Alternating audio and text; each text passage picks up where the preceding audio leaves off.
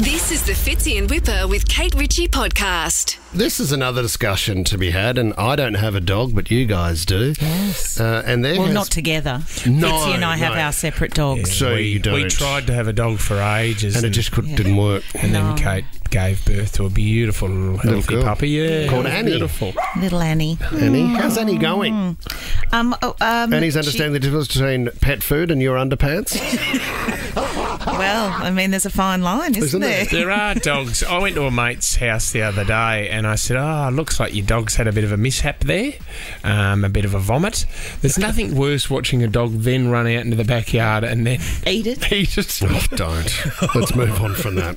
Anyway, argument in the workplace, as it has been suggested, that pet owners want the same rights as parents when it comes to days off work. So if you have maternity leave or paternity leave, they want pet-ternity leave. Oh, for their fur babies. Yes. So, and this would also say that if a pet was to pass away, that you could have a level of mourning to take off from work as well. You do have that already, don't you?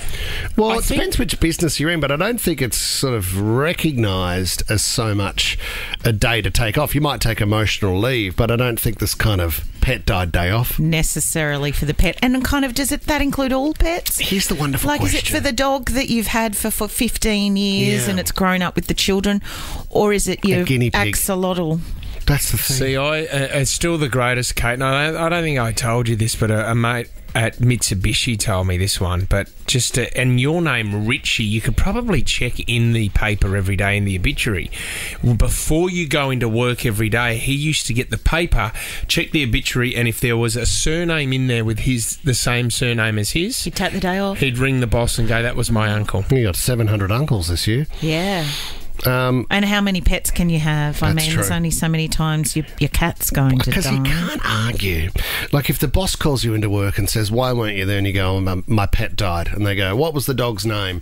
"Oh, no, it was a hermit crab that I had called Steve."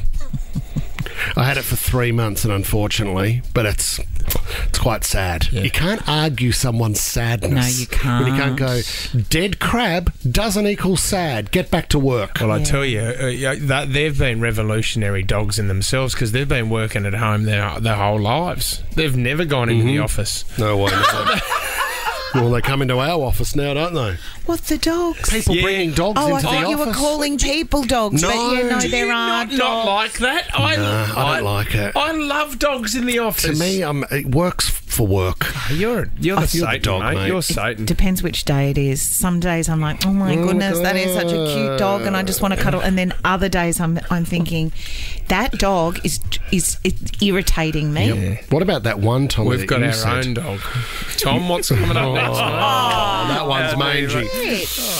Rabies. A little bit of mange. Fitzy and Whipper with Kate Ritchie is a Nova podcast. For more great shows like this, download the Nova Player via the App Store or Google Play. The Nova Player.